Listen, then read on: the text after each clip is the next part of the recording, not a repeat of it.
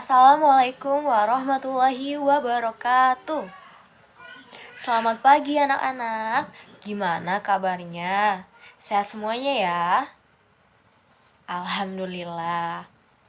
Sudah siap ya mengikuti pelajaran hari ini? Baik. Oke anak-anak, sebelum pelajaran hari ini dimulai, mari kita sama-sama membaca doa terlebih dahulu. Untuk KM, silakan dipimpin dulu doanya.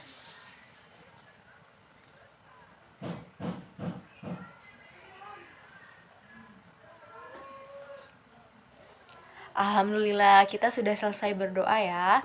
Dan sekarang coba ibu minta kalian lihat di sekelilingnya, ditengok kanan kirinya teman sebelahnya. Kira-kira masuk semua tidak? Oke, hadir semua ya. Alhamdulillah. Baik, sekarang ibu mau tanya sama kalian nih. Masih ingat tidak pelajaran minggu lalu? Ayo, siapa yang masih ingat? Ya, betul Cynthia, mengenai teori masuknya Islam ke Indonesia. Ada yang bisa menyebutkan? Ya, betul, teori Gujarat. Ada lagi yang bisa menyebutkan? Betul sekali, teori Arab. Ada lagi? Ya, silakan Kevin. Teori apa? Teori Persia, betul sekali. Satu lagi, teori apa? Teori Cina, betul sekali. Nah, anak-anak, setelah minggu lalu kita mempelajari mengenai teori masuknya Islam ke Nusantara, hari ini kita masuk ke pembahasan mengenai proses Islamisasi di Banten dan peninggalannya. Kompetensi yang harus kalian kuasai yaitu memahami peristiwa sejarah pada masa proses Islamisasi di Banten dan peninggalannya, serta menyajikan informasi tentang Islamisasi pada masa Kesultanan awal dan peninggalan-peninggalan Kesultanan awal. Kesultanan Banten, mohon maaf. Anak-anak, ibu akan menayangkan video mengenai proses Islamisasi di Banten beserta peninggalannya. Mohon diperhatikan ya. Sekitar permulaan abad ke-16 di daerah pesisir Banten sudah ada sekelompok masyarakat yang menganut agama Islam. Penyebarannya dilakukan oleh salah seorang pemimpin Islam yang dikenal sebagai wali, berasal dari Cirebon yakni Sunan Gunung Jati, dan kemudian dilanjutkan oleh putranya Maulana Hasanuddin untuk menyebarkan secara perlahan-lahan ajaran agama Islam di daerah Banten. Sultan Maulana Hasanuddin sangatlah berpengaruh dalam penyebaran Islam di Banten, karena beliau adalah seorang sultan yang pertama kali menjadi penguasa di kerajaan Islam di Banten. Beliau mendirikan Kesultanan Banten, bahkan beliau mendapatkan gelar Pangeran Sabingking atau Sedakikin. Gelar tersebut dipersembahkan dari kakeknya yaitu Prabu Surosowan. Sultan Maulana Hasanuddin adalah putra dari Syekh Syarif Hidayatullah atau Sunan Gunung Jati dan Nyi Kawunganten atau putri Prabu Surosowan. Beliau adalah seorang sultan yang mengerti akan ekonomi dan politik. Adapun penguasa yang bertahta pada saat Hasanuddin melakukan dakwahnya tersebut adalah Prabu Pucuk Umum yang berkedudukan di Banten Girang. Hasanuddin menggunakan cara-cara yang dikenal oleh masyarakat setempat seperti menyambung ayam atau mengadu kesaktian.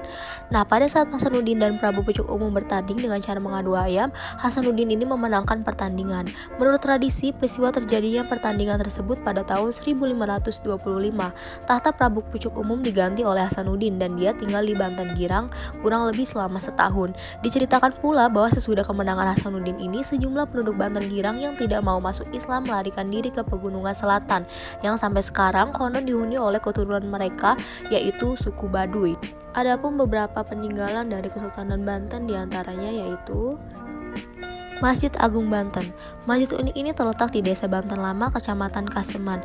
Keunikan ini adalah bentuk menara yang mirip seperti mercusuar dan bagian atap masjid mirip pagoda. Sementara pada bagian kanan dan kiri terdapat serambi dan makam Kesultanan Banten dan keluarganya.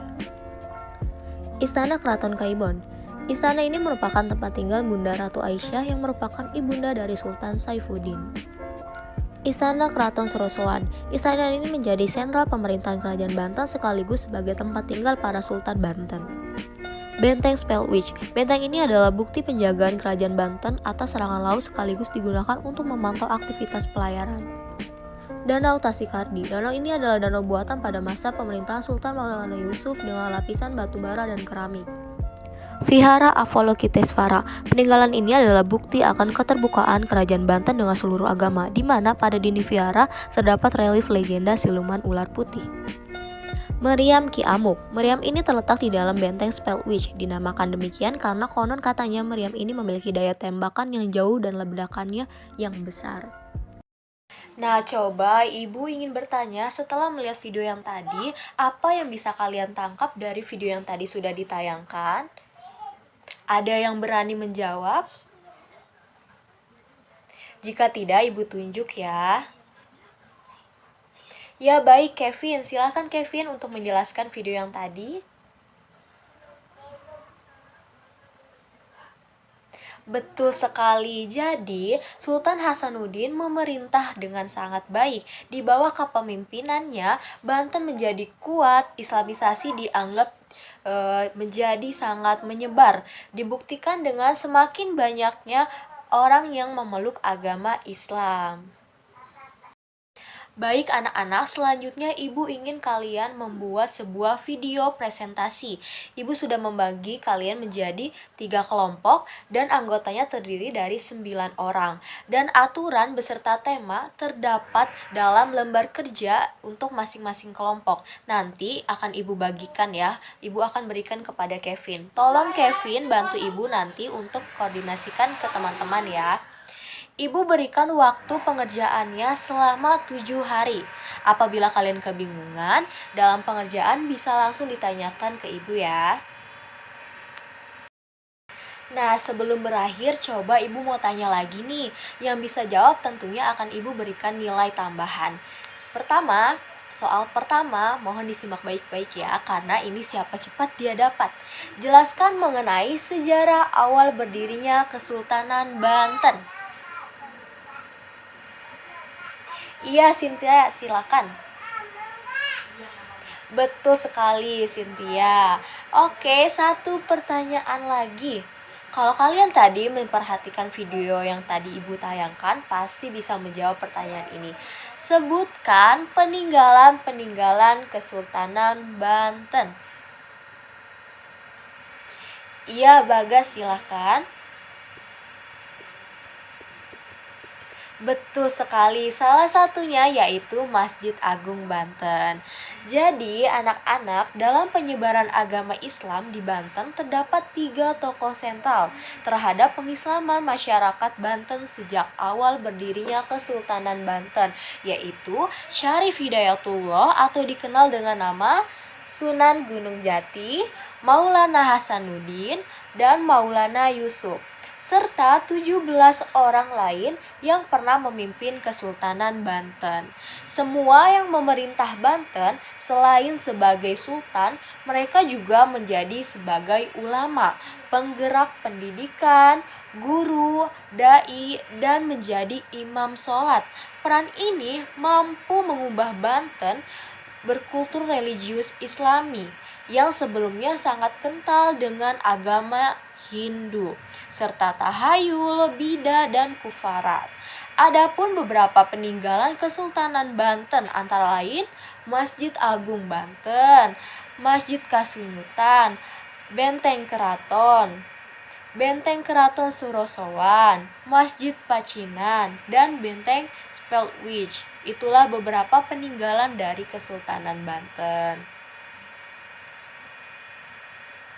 Baik anak-anak, pertemuan kali ini dicukupkan ya. Untuk tugas presentasi, seluruh kelompok wajib untuk mempresentasikan hasil videonya minggu depan. Silakan ketua kelas pimpin doa terlebih dahulu.